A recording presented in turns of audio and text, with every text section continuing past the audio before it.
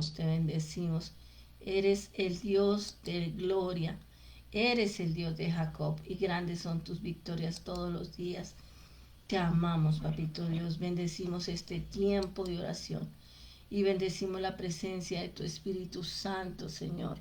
Bendecimos que tu palabra, Señor, nos enseña cada día, que nos da vida cada día, que nos da un nuevo amanecer, Señor, que nos enseña.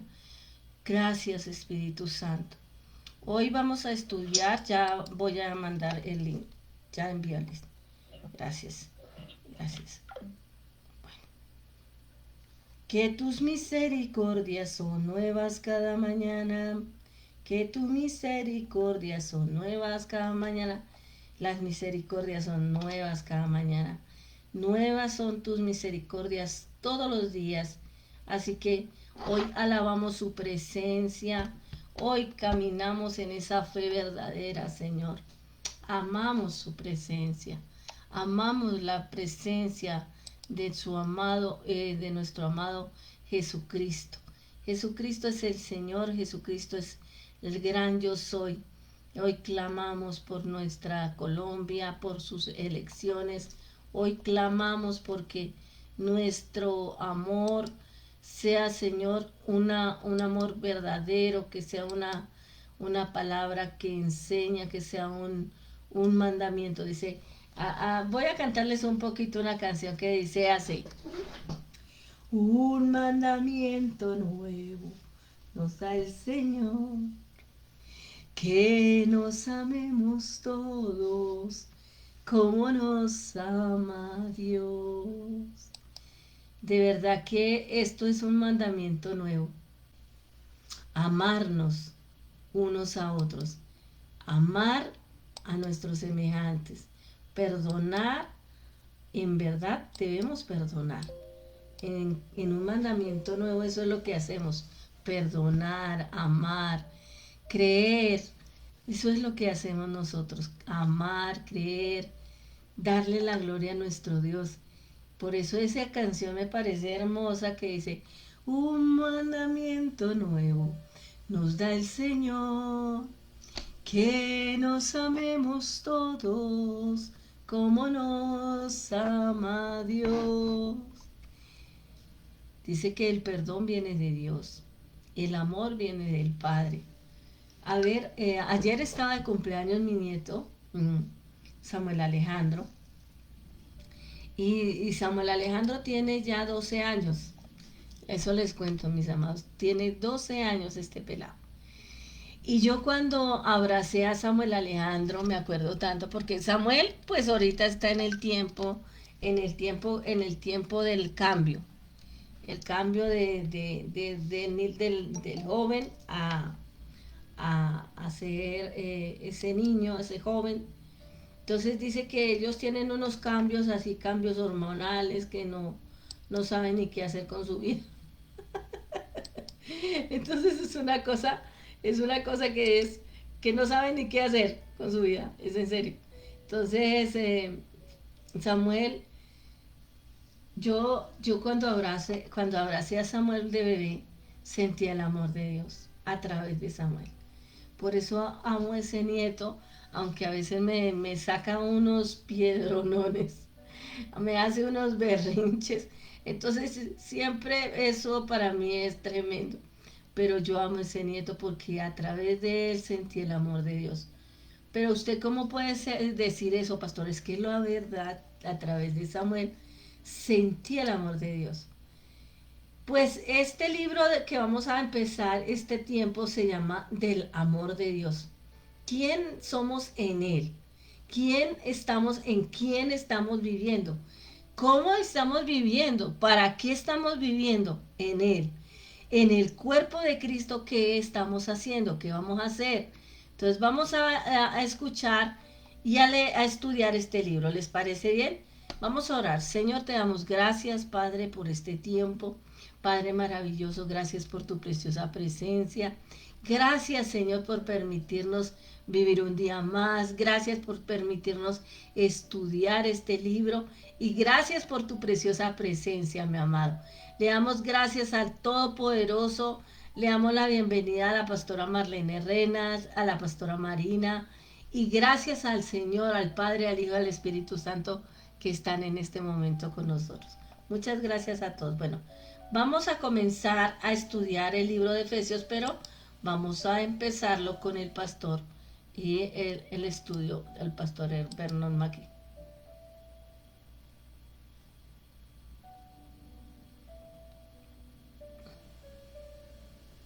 Efesios.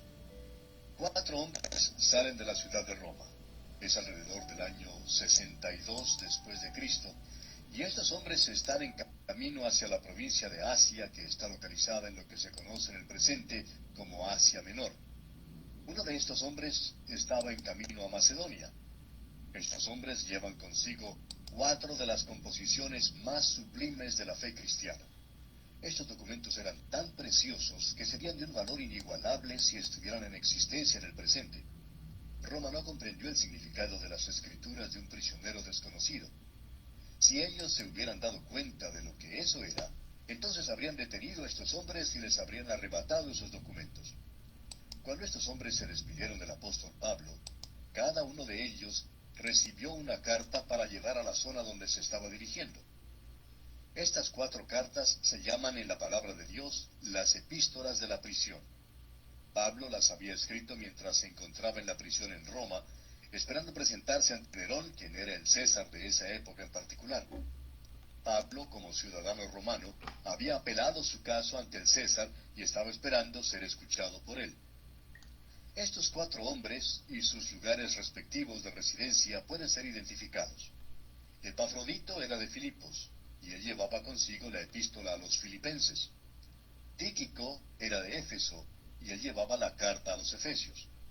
La referencia bíblica en cuanto a Epafrodito la encontramos en la epístola a los filipenses, capítulo 4, versículo 18. Y en cuanto a Tíquico, lo podemos ver en la carta a los efesios, capítulo 6, versículo 21. Cuando estudiemos estas epístolas, vamos a hacer referencia a esto. Ahora, Epafras era de Colosas, y eso es mencionado en la epístola a los Colosenses, capítulo 4, versículo 12, y él llevaba la carta a los Colosenses. Tenemos luego a un hombre llamado Onésimo, quien era un esclavo que había huido de Colosas. Eso lo podemos leer en la carta a Filemón. Él tenía la carta a Filemón, y Filemón era su amo, quien era creyente en Cristo. Estas epístolas presentan un cuadro compuesto de Cristo, la Iglesia, la vida cristiana y la interrelación y función entre todas ellas. Estas facetas diferentes nos presentan la vida cristiana en su más alto nivel, digamos de paso.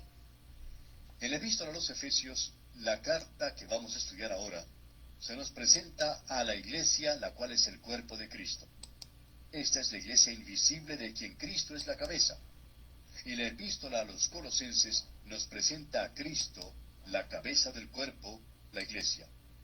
En Efesios, el énfasis se pone sobre el cuerpo. En la epístola a los Colosenses, el énfasis está en la cabeza. En Filipenses se presenta la vida cristiana con Cristo como la fuerza dinámica.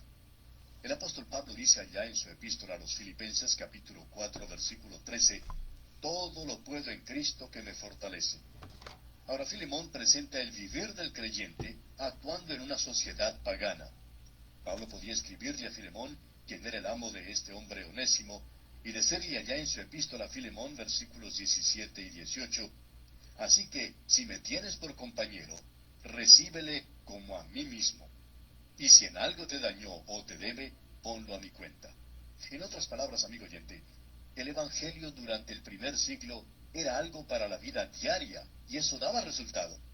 Eso es lo que vamos a ver en el estudio de esta epístola a los Efesios, así como también en las otras que veremos en el futuro. El doctor Arturo Pearson llamó a la epístola a los Efesios la epístola de Pablo del tercer cielo.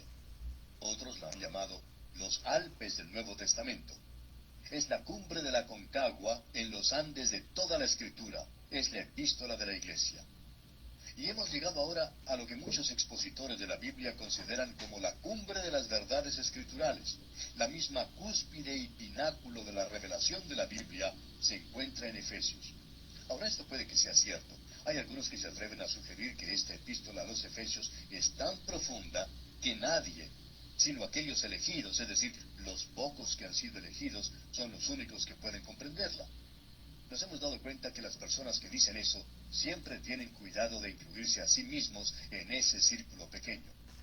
Permítanos ser honestos, amigo oyente, con usted en este día. No deseamos ni siquiera pretender el ser capaces de sondear y comprender las profundidades de esta epístola, ni tampoco de poder elevarnos a su cumbre. Esta epístola es algo altísimo, encumbrado y es temerario. Es muy difícil poder respirar este aire rarificado de la epístola. Usted va a darse cuenta de eso cuando comencemos este estudio. Vamos a hacer todo lo posible con la ayuda del Espíritu Santo como nuestro guía para comprender lo que aquí se indica. Ahora deseamos hacer una aclaración aquí al mismo comienzo de nuestro estudio. Debemos hacerlo dentro de un instante. Los dos libros de la Biblia que los hombres siempre han dicho que no pueden comprender son Efesios y Apocalipsis. El liberalismo siempre ha gustado decir que el Apocalipsis es simplemente un conglomerado de símbolos que nadie puede descifrar, y que la epístola a los Efesios es tan elevada que es demasiado encumbrada para nosotros. Bueno, permítanos decir lo siguiente, amigo oyente. Los dos libros de la Biblia que pueden ser arreglados matemática y lógicamente son los libros de Efesios y Apocalipsis. No hay otros dos libros que sean tan lógicos como son estos dos. Uno se cansa en realidad de escuchar a la gente que dice, yo creo en la Biblia de tapa a tapa, y ni siquiera saben lo que dice en la tapa de este libro. Simplemente expresan un pensamiento santurrón y su credo es, yo lo creo. Bueno, amigo oyente, si usted cree que es la palabra de Dios, entonces usted va a tratar de descubrir lo que allí se dice. Y debemos dejar todas esas artimañas que muchos están utilizando en el presente, donde siempre hablan acerca de los métodos que se puede utilizar y cómo podemos aumentar el número de los que asisten a la escuela dominical, cómo podemos comunicarnos con la generación joven, cómo podemos organizar mejor la iglesia y todo eso. Bueno, todo eso está bien y todo eso tiene su lugar. Pero permítanos decirle, amigo oyente, que lo importante es conocer lo que dice ese libro. Los libros de Efesios y Apocalipsis son los libros de la Biblia más fáciles de bosquejar. ¿Por qué? Porque son libros lógicos, naturales. No pretendemos ser capaces de comprenderlos, pero debemos decir que usted los puede bosquejar. El apóstol Pablo es lógico en la forma en que habla en la epístola a los Efesios, lo mismo que Juan en el libro de Apocalipsis. El libro de Apocalipsis ha sido bosquejado para nosotros. A Juan se le dijo que escribiera las cosas que había visto, las cosas que son y las cosas que serán en el futuro. Allí tenemos una triple división y está compuesto según los números 7. Uno no lo puede tener de una manera mejor que esa, amigo oyente. Ahora, la epístola a los Efesios es lógica, y lo interesante de esto es que uno la puede bosquejar muy fácilmente. Así que ahora quisiéramos decir algo en cuanto a las divisiones de esta epístola, y luego diremos algo acerca de Pablo en Éfeso, porque eso es importante de notar de nuestra parte. Tenemos aquí 6 capítulos. En los primeros 3 capítulos tenemos el llamado celestial de la iglesia. Esa es la parte doctrinal. En los últimos 3 capítulos tenemos la conducta terrenal de la iglesia, algo que es muy práctico. Usted se da cuenta que la iglesia tiene una cabeza. La cabeza de la iglesia es Cristo. Él está en el cielo, nosotros estamos identificados con Él. Pero nos debemos dar cuenta que los pies de la iglesia están aquí abajo en la tierra. Y el apóstol Pablo no lo deja uno sentado en los lugares celestiales, porque una de las cosas que nos dice al mismo comienzo del capítulo 4 es, yo pues, preso en el Señor, os ruego que andéis como es digno de la vocación con que fuisteis llamados. Lo que él está diciendo es lo siguiente: creyente, es muy hermoso poder estar sentado en los lugares celestiales y jactarse de la posición en Cristo. Pero el Señor dice, bájese de su silla y comience a caminar, porque usted necesita andar. Y usted debe recordar que en aquel día ellos estaban andando en una sociedad pagana en el mundo romano. Luego tenemos algo bastante interesante en esta epístola. El apóstol Pablo dice también que como soldados debemos ponernos firmes. Así es que cuando usted se canse de estar sentado en los lugares celestiales, sería muy bueno que baje a la tierra y comience a andar en este mundo. Ahora eso hace una división bastante hermosa, ¿no le parece?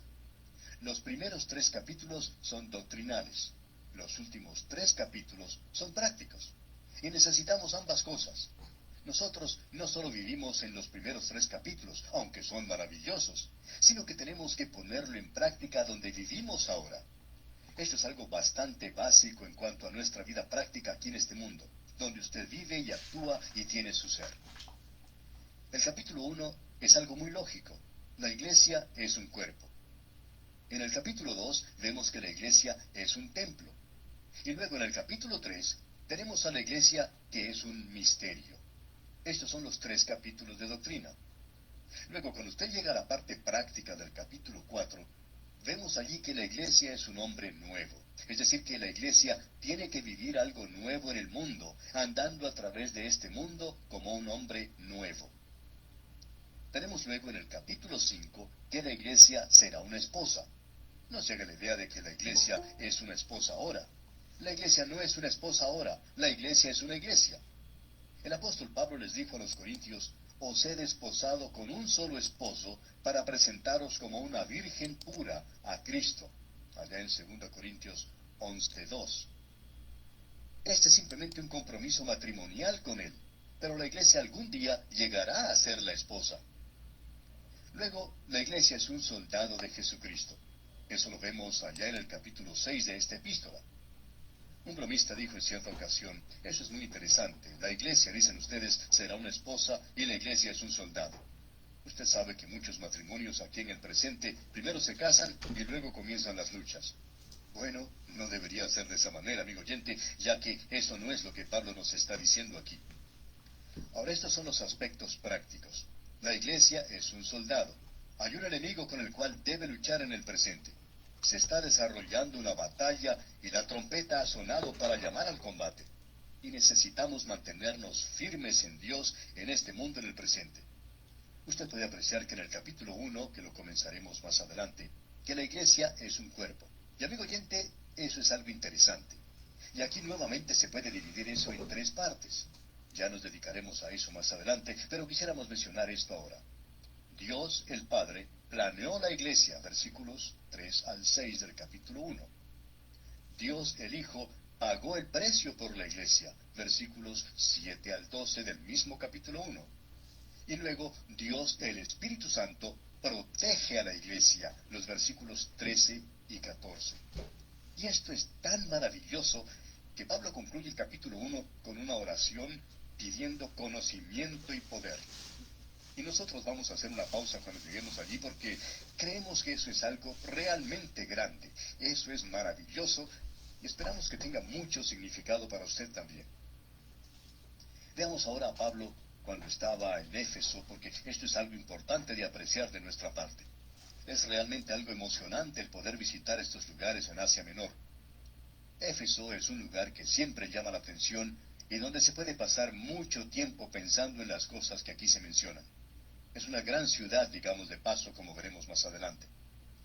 El Espíritu Santo no permitió a Pablo en su segundo viaje misionero que entrara a la provincia de Asia, donde Éfeso era uno de los lugares principales. Allá en el libro de los Hechos de los Apóstoles, capítulo 16, versículo 6, leemos: y atravesando Frigia y la provincia de Galacia, les fue prohibido por el Espíritu Santo hablar la palabra en Asia.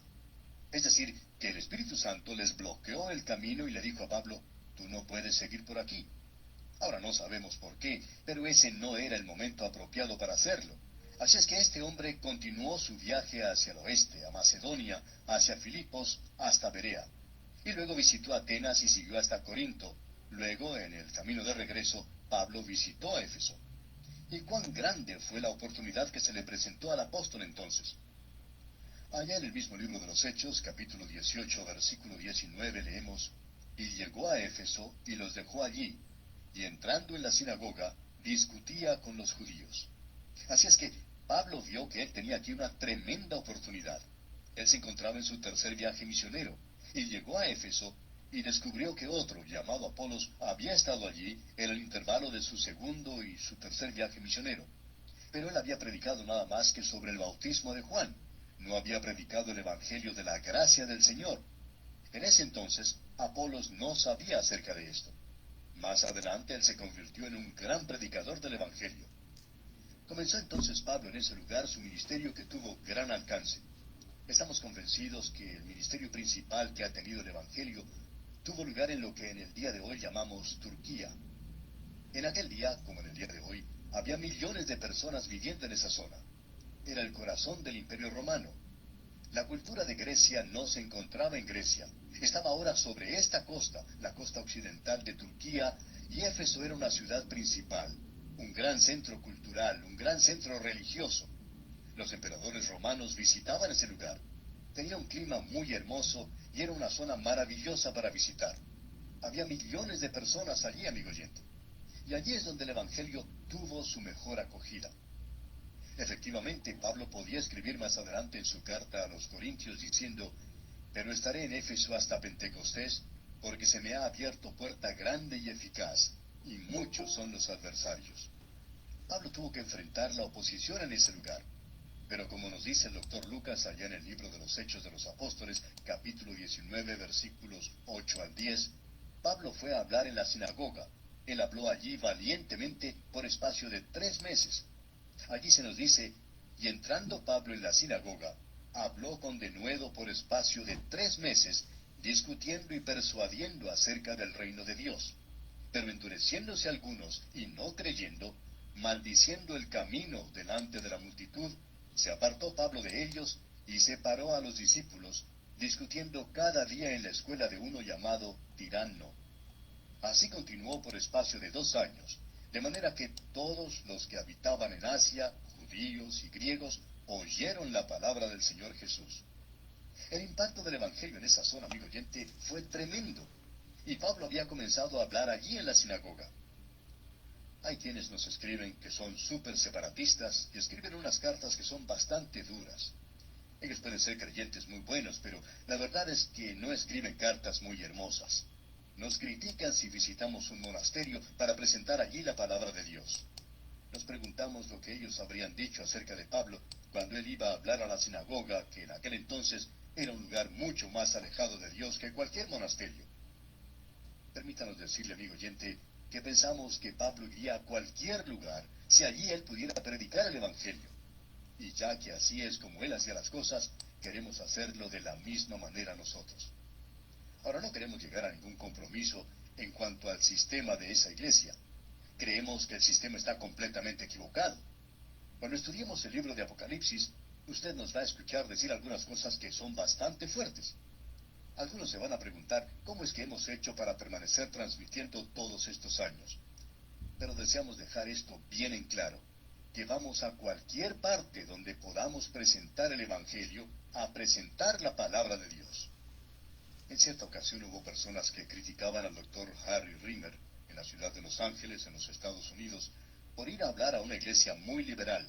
Y él contestó de la siguiente manera, especialmente a una señora que estaba hablando. Le dijo: pues señora, yo iría hasta el mismo infierno a predicar el Evangelio si me dieran un pasaje de regreso.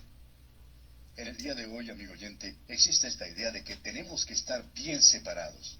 Sin embargo, debemos decir que tenemos que presentar la palabra de Dios y llevarla a cualquier lugar, con tal que la gente allí nos permita presentarla en la forma de vida. Podemos decir con toda honradez que siempre estamos presentando la palabra de Dios. Nadie puede negar eso. Así es que podemos ir al lugar donde sea necesario presentar la palabra de Dios. Y así podemos visitar toda clase de iglesias. Aquí tenemos un buen ejemplo, amigo oyente. Pablo comenzó en Éfeso y la palabra de Dios salió de ese lugar, de tal manera que cada uno en Asia oyó acerca de ella. ¿No quiere usted, amigo oyente, que la gente lo escuche en el día de hoy? Prediquemos, dediquémonos a esparcir la palabra de Dios. Y luego de esta extensa pero necesaria introducción a la carta del apóstol Pablo a los Efesios, en nuestro próximo programa, Dios mediante, daremos comienzo al estudio del primer capítulo. Efesios contiene pensamientos asombrosos, casi increíbles. Pablo quiere que sus lectores entiendan cuál es la anchura, la longitud, la profundidad y la altura del amor de Cristo. Por tal razón le sugerimos, amigo oyente, que estudie este primer capítulo y esté así listo para iniciar este recorrido que le deparará grandes bendiciones del Señor. Amigo oyente, en nuestro programa anterior hicimos simplemente una introducción a esta maravillosa epístola a los Efesios. No nos quejamos de haber pasado tanto tiempo en introducir esta epístola, ya que es una de las cartas más importantes que encontramos en el Nuevo Testamento, y era necesario conocer todos esos antecedentes. La ciudad de Éfeso, como dijimos en nuestro programa anterior, era una ciudad bastante hermosa. Era probablemente la segunda ciudad de importancia en el Imperio Romano, siguiendo únicamente a Roma. La cultura que existía en ese tiempo en la ciudad de Éfeso era mayormente griega. La ciudad fue fundada probablemente alrededor del año 2000 a.C. por los eteos. Se la podría llamar una ciudad oriental, una ciudad asiática, hasta alrededor del año 1000 a.C. Y entonces llegaron allí los griegos. Hay una mezcla en ese lugar de Oriente con el Occidente. Ahora, en lo que se relaciona a Éfeso, Kipling estaba equivocado cuando dijo: el Oriente es Oriente y el Occidente es Occidente y nunca podrán reunirse. Sin embargo, se reunieron aquí en Éfeso. Durante este largo período, probablemente unos 2500 años, esta ciudad fue una de las más grandes del mundo, un lugar cosmopolita. Estaba ubicada en un puerto que en el presente se ha llenado de sedimentos y ya no es un puerto. En realidad, la ciudad se encuentra ahora a unos 10 kilómetros del océano, pero cuando Pablo la visitó por primera vez, él pudo navegar hasta la misma ciudad. Allí se podía apreciar como una especie de carretera hecha de mármol, muy amplia, una calle adornada con mármol pario, ya que las laderas del monte Paros habían provisto el mármol necesario. Debemos añadir aquí que Paros es una de las islas Cícladas, al sur de Delos, célebre en otro tiempo por sus mármoles. Pues bien, allí se encontraba el arte y la riqueza de los ciudadanos de Éfeso, y como resultado de esto, ellos habían edificado allí una de las 7 maravillas del mundo antiguo, que era el templo de la diosa Diana. Este ídolo estaba ubicado en uno de los templos más hermosos que se haya construido. Ese era el templo que era reconocido como una de las 7 maravillas del mundo antiguo. Allí se podía observar y apreciar maravillosas obras de arte. Allí se encontraba el cuadro pintado por el pintor griego Apeles de Alejandro Magno arrojando un rayo. Fue el templo más grande que se haya construido, 4 veces más grande que el Partenón y muy similar a él, digamos de paso. Tenía 128 metros de largo por unos 73 de ancho. Afuera había como 100 columnas, pero dentro de este hermoso templo se encontraba el ídolo de Diana, un ídolo, por cierto, muy vulgar. No era la hermosa Diana que encontramos en la mitología griega, sino que esta era algo oriental, era en realidad la diosa de la fertilidad. No era una diosa de la luna, sino la diosa de la fertilidad, y allí se llevaba a cabo toda clase de actos inmorales a la sombra de ese templo. Contra esto se tuvieron que enfrentar Pablo y los que lo acompañaban a él en su viaje misionero. Pero el Evangelio fue predicado con tanto poder y efectividad que como resultado se produjo disturbios en la ciudad. Entre los manifestantes de ese día, los cabecillas de la rebelión contra Pablo, se encontraban aquellos que manufacturaban los pequeños ídolos de Diana, porque la predicación de Pablo estaba causando una declinación en su negocio. Él estaba predicando el Evangelio del Dios vivo, que había vida mediante el Señor Jesucristo. Como resultado de su predicación, hubo muchos creyentes. Creemos que el Evangelio tenía mucha mayor efectividad en esta área que en cualquier otro lugar y época en la historia de este mundo, y allí se formó la iglesia de Éfeso. Opinamos que esta iglesia fue la que alcanzó el nivel más alto de espiritualidad. La epístola a los Efesios nos revela eso. Lo que nos sorprende es que en esa ciudad tan pagana existiera personas que podían comprender esta epístola. Pablo no lo hubiera escrito de esa manera si ellos no hubieran podido comprenderla. Y no solo eso, sino que uno encuentra que cuando se mencionan las 7 iglesias de Asia, la primera de ellas es Éfeso. Y esa es una serie de iglesias que nos dan la historia completa de la iglesia. Y la de Éfeso era la iglesia mejor, la que se encontraba en el nivel espiritual más alto. Nosotros en el día de hoy no podemos concebir el nivel espiritual tan alto al cual el Espíritu de Dios había llevado a los creyentes de Éfeso, donde ellos amaban a la persona del Señor Jesucristo y se acercaban más a Él. Qué bueno sería poder ver esto en nuestras iglesias en el presente, pero nosotros estamos muy lejos de la persona de Cristo en nuestros días. Estamos en realidad enamorados de diferentes programas y actividades. Estamos muy contentos de hacer este o aquel trabajo en la iglesia, y sin embargo, estamos lejos de la persona de Cristo. El gran interrogante entonces es, ¿cuánto en realidad amamos a Jesucristo? Pablo le va a decir a estos creyentes de Éfeso, Cristo amó a la iglesia y Él se entregó por ella. Bien, ¿corresponde usted a ese amor, amigo oyente? ¿Está usted respondiéndole a Él? ¿Puede decir usted a Él, le amo porque Él me amó primero? Bueno, esta carta a los Efesios debería llevarnos muy cerca de Cristo. Y considerando este primer capítulo de la carta a los Efesios, vemos que la iglesia es un cuerpo, el cuerpo de Cristo. Esto es en el mundo del presente. En los primeros 2 versículos encontraremos una introducción y luego veremos cómo Dios el Padre planea la iglesia en los versículos 3 al 6. Usted recuerda que el Señor Jesucristo dijo, me has preparado un cuerpo. Y Él vino a este mundo, nació en Belén, donde recibió un cuerpo. Él creció en la ciudad de Nazaret, llegó a ser carpintero. El esposo de María, José, le enseñó al Señor Jesús cómo ser carpintero. Luego, por 3 años, Él estuvo en el ministerio público. Finalmente, murió en la cruz y vertió su sangre por usted y por mí. Luego tenemos en los versículos 7 al 12 de este primer capítulo de la epístola a los Efesios, que Dios el Hijo pagó el precio por la iglesia. Tenemos redención por medio de su sangre. Luego vemos en los versículos 13 y 14 que Dios, el Espíritu Santo, protege a la iglesia. Fuisteis sellados con el Espíritu Santo de la promesa, dice. Luego tenemos la oración pidiendo conocimiento y poder. Y nosotros necesitamos esa oración, amigo oyente, al llegar a estudiar esta epístola a los Efesios en el día de hoy. Oremos, por tanto. Señor, oramos pidiendo que tú hagas esta epístola algo viviente y real a nuestros corazones. Y lo hacemos rogándolo en el nombre de nuestro Señor Jesucristo. Amén. Al llegar ahora a la introducción de esta carta, tenemos ante nosotros el llamado celestial de la iglesia, la vocalización del mismo. Y aquí tenemos que la iglesia es un cuerpo. Leamos los versículos 1 y 2 del capítulo 1 de la epístola a los Efesios. Pablo, apóstol de Jesucristo por la voluntad de Dios, a los santos y fieles en Cristo Jesús que están en Éfeso, gracia y paz a vosotros de Dios nuestro Padre y del Señor Jesucristo. En primer lugar, debemos decir que esta es una introducción muy breve. Es breve por varias razones. Es breve porque esta carta fue dirigida a la iglesia en Éfeso. En algunos de los principales manuscritos, las palabras en Éfeso no son mencionadas, no están allí. Lo que quiere decir simplemente es que, aparentemente, esta es la carta a la cual se refirió Pablo cuando él dijo allá en su epístola a los Colosenses que se leyera la epístola a los de la Odisea. Es decir, que esta era una carta que circulaba entre las iglesias. Opinamos que principalmente esta carta era para la iglesia de Éfeso, pero también para las iglesias de aquel día. Ahora, Pablo no está escribiendo aquí a la iglesia local, sino que se está dirigiendo principalmente a la iglesia en general. Es decir, que él escribe al cuerpo invisible de todos los creyentes. Y ya veremos eso.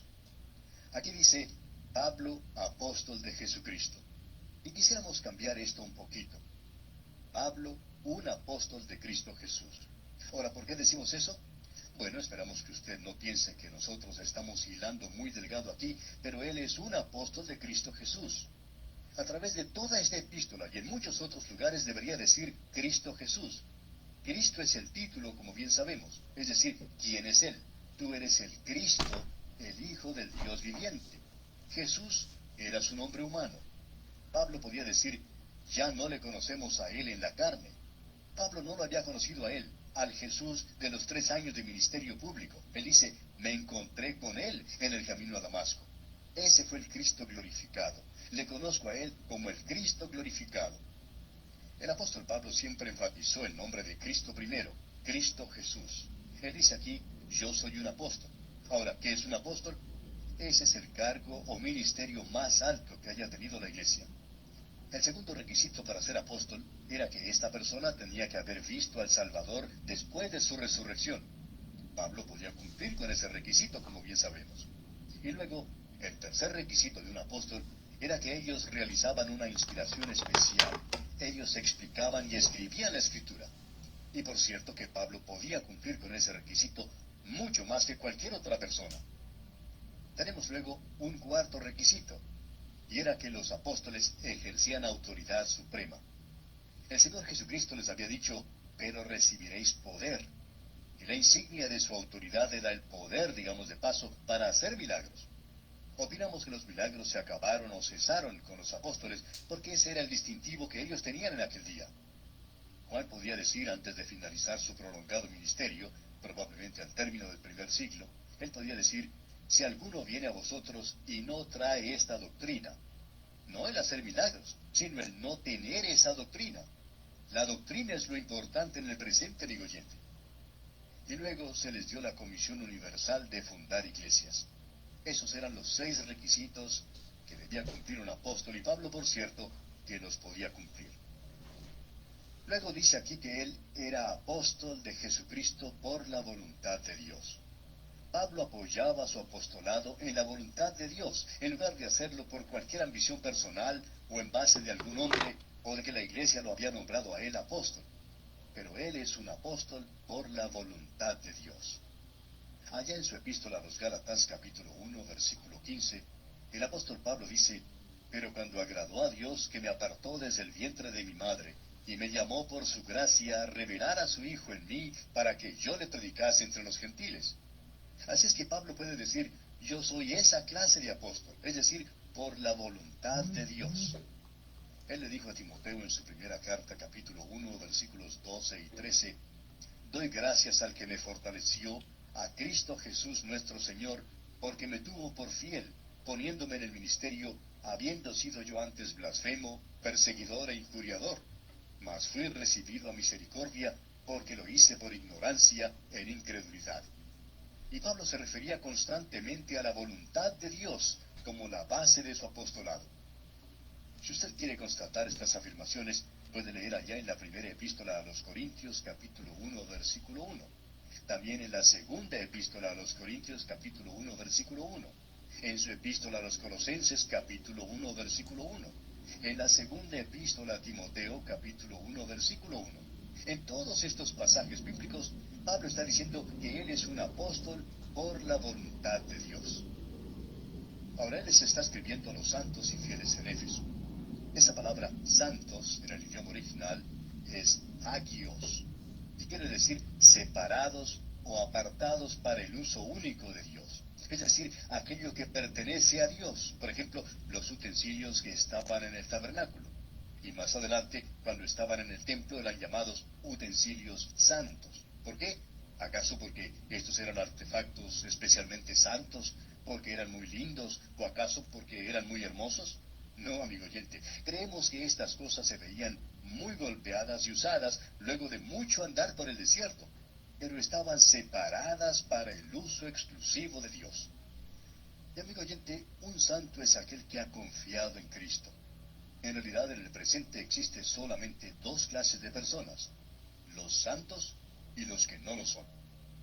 Así es que un santo, amigo oyente, es aquella persona que ha confiado en Cristo y que ha sido separada para el uso único de Dios. Podemos decir que hay algunos santos que no están siendo utilizados por Dios, por supuesto, pero eso es por su propia falta. Los santos son para el uso de Dios en el presente y ellos son separados para su servicio. Por tanto, los santos deberían actuar santamente, eso es cierto, pero ellos no son santos por la forma en que están actuando. Ellos son santos gracias a la posición que tienen en Cristo y pertenecen a Él para ser usados por Él.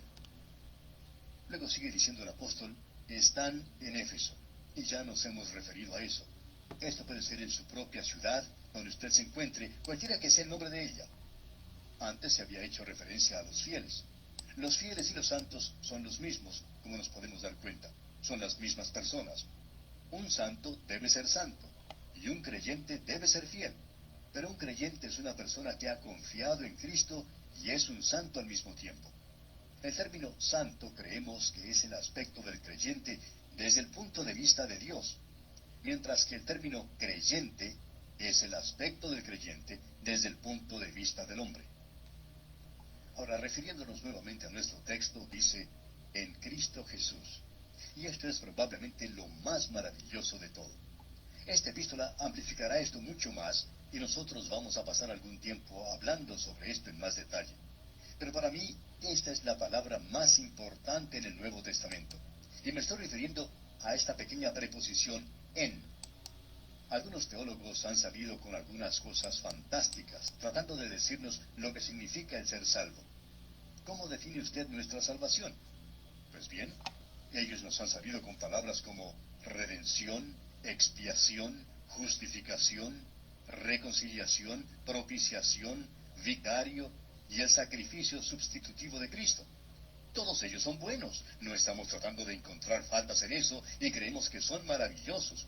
Pero cada uno simplemente nos da un aspecto de nuestra salvación. Pero, ¿qué es lo que realmente significa ser salvo? El ser salvo quiere decir estar en Cristo. Nosotros estamos unidos irrevocable y orgánicamente a Cristo por el bautismo del Espíritu Santo. Hemos sido puestos en el cuerpo de los creyentes. Allá en su primera epístola a los Corintios, capítulo 6, versículo 17, el apóstol Pablo dice: pero el que se une al Señor, un espíritu es con él. Nosotros le pertenecemos a él y no hay nada más maravilloso que eso. Ahora pues, ninguna condenación hay para los que están en Cristo Jesús. ¿Puede usted, amigo oyente, mejorar eso? Esa es la gran realización de la salvación. Esta expresión de yo en vosotros y vosotros en mí ocurre muchas veces en el Nuevo Testamento. El Señor Jesucristo lo usó mucho. Él dijo allá en Juan capítulo 15, versículo 4, permaneced en mí y yo en vosotros. Bueno, vamos a dejarlo ahí.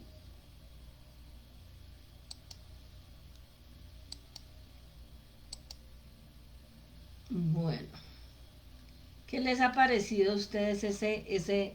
Lo vamos a dejar ahí para la próxima. Ahí sí, como dice Isaac, para la próxima. Porque vamos a hacer pues una pequeña aporte aquí. De eso se trata, ¿no? Este programa se trata de ser un aporte. Y me ha parecido muy interesante lo que dice el apóstol Pablo a través de esta palabra en. A mí me parecía, cuando yo estaba estudiando en el Instituto Bíblico, me parecía tan importante eso porque nos hicieron mucho énfasis en ese en quién somos, en Cristo. En Cristo somos juntamente crucificados. En Cristo ya no vivo yo, Cristo vive en mí. ¿Qué dice el apóstol Julio? Muy buenos días, apóstol. Bendiciones, buenos días, los estoy escuchando, estoy en la calle ahora, perdón por los ruidos, pero claro que sí, las epístolas de Pablo todas son muy interesantes, y el libro de Efesios en especial manera, porque revela contra qué peleamos, contra qué luchamos, revela de dónde proviene la bendición de Dios, que la bendición de Dios no es tener un coche, un auto, una casa. No es eso, sino todo es espiritual. Las riquezas inescrutables de Jesucristo son cosas espirituales.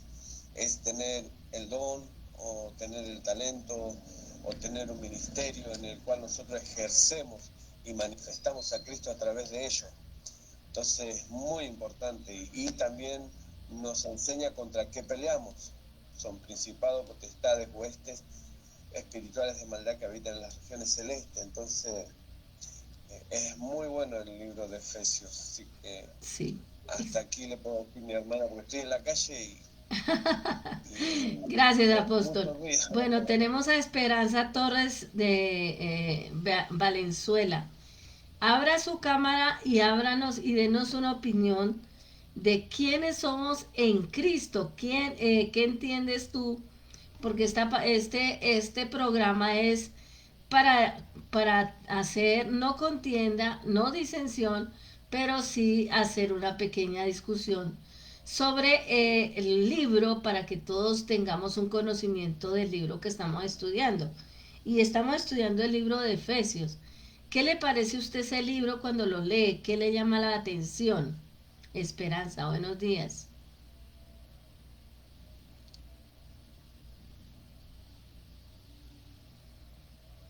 Esperanza. Bueno, entonces vámonos con la pastora Marina Díaz. Creo que a Esperanza no le está sirviendo el micrófono. A ver, Marina, muy buenos días. ¿Qué piensa usted de este libro tan maravilloso? Muy hermoso, pastora, de verdad que es una bendición y nos deja muy claro que nosotros como... Más cerquita, pastora, que se oye muy lejos. Aló, Sí, más cerquita del micrófono. que este libro es muy hermoso porque cuando yo lo leí entendí muchas cosas. Nosotros como humanos pensamos que la lucha es con las personas que tenemos a nuestro alrededor, las que conviven con nosotros diariamente. Resulta que la lucha no es con carne y sangre y nos da esa armadura, cómo debemos nosotros estar siempre todos los días ahí firmes para la guerra. Es más, nos habla también como iglesia en la unidad que tenemos que tener. Primero en la unidad con el Espíritu Santo de Dios y con todas las personas que tienen un ministerio y que lo pongamos en práctica para el Señor. Entonces es demasiado importante, me parece muy, pero muy importante. Amén. Amén. Pastora Marlene, cuénteme qué piensa usted del libro de Efesios.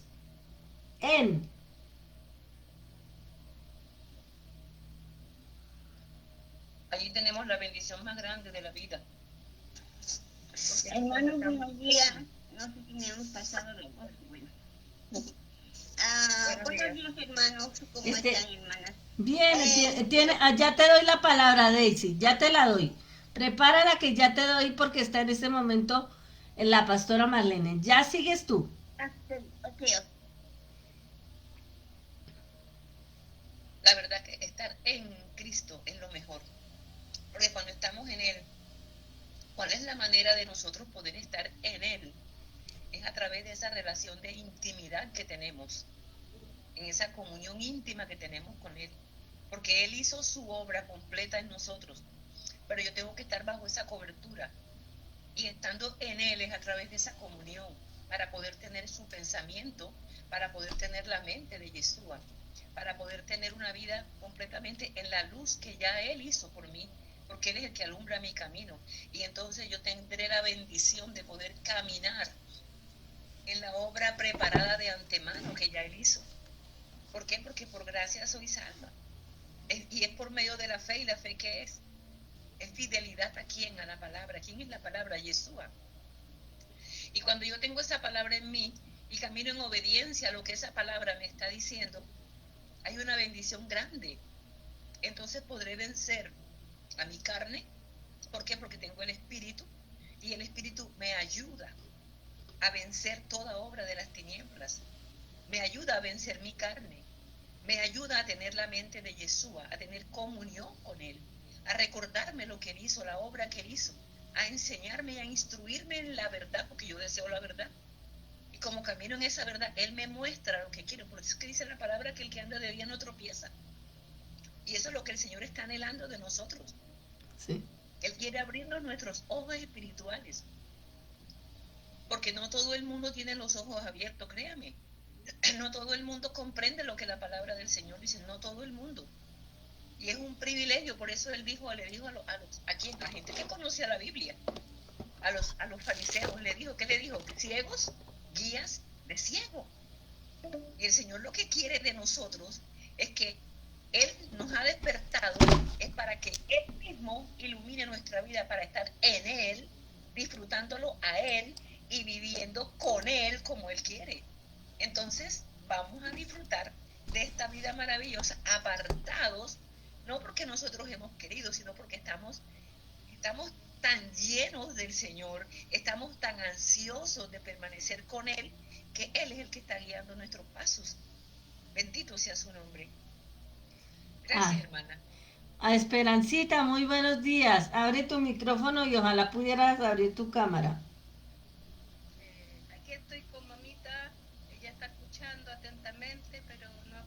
Cerquita, más cerquita del micrófono. Que aquí está mamita, no puede hablar ahora, pero estamos escuchando atentamente, ¿cierto? Sí. Sí, pastora. Bueno. Sí, pastora. Entonces yo quería, pues si me permitieran agregar algo que estoy leyendo aquí de Efesios y de la pregunta que usted hizo, pastora Blanquita, que quiénes somos en Cristo, ¿cierto? Sí. Entonces, disculpen, yo como no pude escuchar todo lo busqué aquí. Dice: según el libro de Efesios, nuestra identidad en Cristo es radical y transformadora. En Él somos hijos amados y adoptados, escogidos desde antes de la creación, santos y perdonados. Además, la carta declara que somos obra maestra de Dios, o hechura suya, entre paréntesis, creando para cumplir un propósito y buenas obras. La carta de Efesios detalla nuestra posición y propósito en Cristo en varios aspectos fundamentales. Bendecidos y escogidos, Dios nos ha bendecido con toda bendición espiritual y nos eligió para ser santos y sin manchas delante de Él. Adoptados como hijos, fuimos predestinados para ser adoptados en su familia por medio de Jesucristo, redimidos y perdonados. Tenemos redención, o entre paréntesis, liberación por su sangre y perdón en todas nuestras faltas. Nueva creación, ya no estamos muertos en delitos y pecados. Dios nos ha dado vida juntamente con Cristo y nos ha sentado en los lugares celestiales. Obra maestra. Me falta poquito. Obra maestra, hechura suya. Somos una creación intencional de Dios, diseñada específicamente para realizar buenas obras. Parte de un solo cuerpo, somos miembros de una familia unidos sin barrera, donde judíos y no judíos conforman un solo pueblo. Amén. Amén, muchas gracias. Qué bonito aporte. ¿Qué me dice Deisita?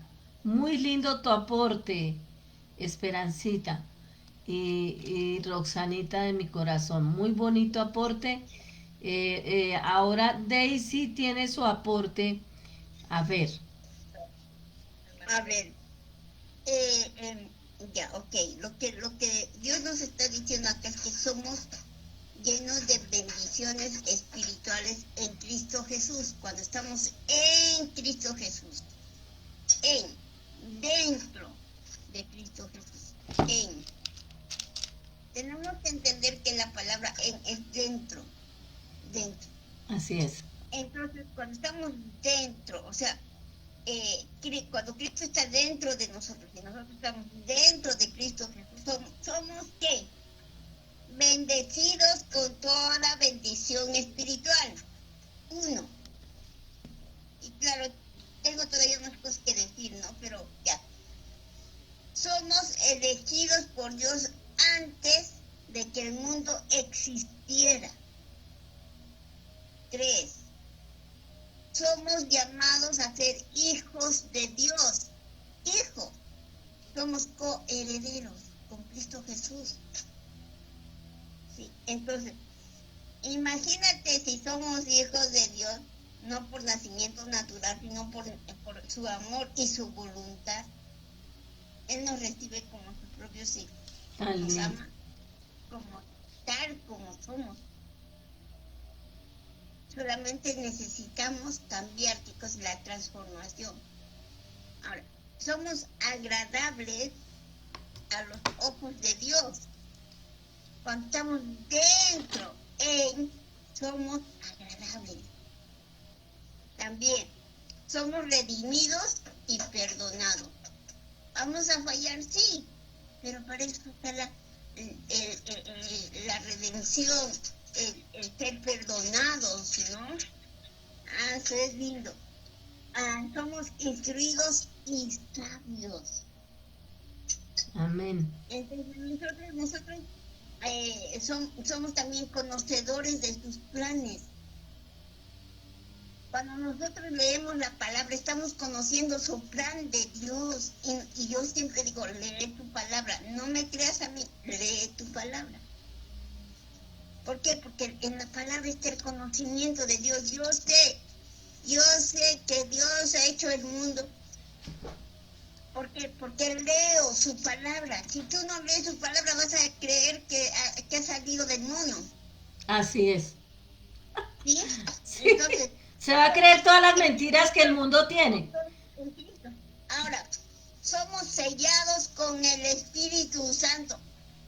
Por Cuando nosotros supuesto. somos sellados con el Espíritu Santo, hermana, ¿qué pasa? ¿Sí? El Espíritu vive en nosotros, es como un sello que nos pertenece, que nos protege Así es. y que nos demuestra que somos hijos de Dios. Él está siempre con nosotros, nos guía y nos acompaña. Él inspiró la palabra de Dios. Y te inspira, te sigue inspirando para que sigas encontrando más joyitas en la palabra de Dios. Por Así eso es. las perlas se las regalo a ustedes. Yo no se las regalo a otras personas.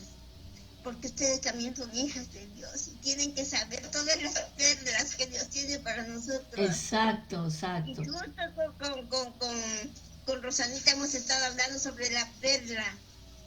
Que Dios, la última perla que Dios me regaló el día de hoy fue la perla 3416. Qué hermosa perla, hermanas. Y nosotros tenemos los ojos bien abiertos para la palabra de Dios, para Así el Espíritu es. Santo Dios. Él te guía, te habla. El Espíritu Santo es una persona que te habla. Te Exacto. habla. Sí, señor. Y eso de verdad, hermanas, ay, no sabe. Cuando a mí me pasa eso, hermana, qué lindo es. A mí me encanta cuando hablamos con el Espíritu Santo. Uy, no. Bueno, Él es el que me enseña todo lo que yo sé.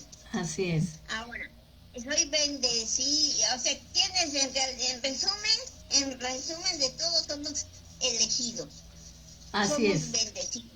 Somos hijos de Dios, perdonados, limpios y sin culpa. No tenemos culpa de Así nada. es, lavados. No, Estamos lavados por la sangre del Cordero. Limpios. Por eso, Limpios. limpios. Por eso Él dice que nos vuelve Perdonados blancos. y sin culpa. Ahora, somos con entendimiento y conocimiento de sus planes. Qué maravilloso. Herederos, protegidos por el Espíritu, amados, agradables ante los ojos de Dios. Imagínense, Qué todo es maravilloso. nuevo en Cristo. Todos los días es algo nuevo. Y por eso yo paro escribiendo en mi cuaderno, porque todos los días es algo nuevo. ¿Y saben cuántas rutas he encontrado hasta ahorita? Son 9 rutas. Bueno, vamos a orar por eso porque se nos acabó el tiempo. Ya que estás tan inspirada, despide el programa porque se nos acabó el tiempo. Daisy. Padre Santo, en el nombre de Jesús, de verdad, papá, te pido con todo mi corazón, bendice, Señor, este programa, bendice los programas de las radios, bendice, Señor, el programa de las 5 de la tarde, porque a las 5 de la tarde estoy. Y de verdad, Padre Santo, todo lo que tú me has enseñado el día de hoy, todo lo voy a dar, porque eso sí es bien interesante, Padre Santo. Y de verdad, Señor, ojalá y espero que me escuchen los hermanos a las 5 de la tarde por el canal 4 de Oración, Radio y Televisión. Y eso te pido, Señor. Te pido que nos bendigas, Padre, con toda bendición espiritual, Padre Santo, Señor. Porque cuando nosotros leemos tu palabra, nosotros conocemos de tus planes, Padre Santo. Nos deleitamos, Señor. Y tú le has dicho, Señor Jesús, tú le has dicho a uno de tus apóstoles, a uno de tus seguidores, tú le has dicho, yo vengo del Padre y hago la voluntad del Padre. Amén. Y yo también, Señor, dejo esas palabras. Porque, Señor, tú nos has dado esa potestad de decir esas palabras, Padre Santo. Gracias por todo tu amor. Gracias por todo, Señor. En el nombre de Jesús. Amén y amén. Mis amadas, abran sus micrófonos y despídanse, porque realmente se terminó el tiempo. Muchas gracias a todos. Hasta luego. Bendiciones, hermanos. Gracias, Blanquita. Gracias, bendiciones, gracias a mi pastora Blanca desde Tribunal de Santa Andrés, Colombia, en Sierra Marina. Gracias por la palabra, Blanquita. Gracias, tan linda, mi Esperancita. Gracias a mis pastoras, gracias por estar por Deisita, gracias por Marinita, por la pastora Marlene Reynolds, gracias por Esperancita, por Roxana allí en Chile. Gracias a mis amadas, las quiero mucho. Nos vemos mañana de 4 a 5 de la mañana con el favor de Dios. Las amo, las bendigo en el nombre de Jesús.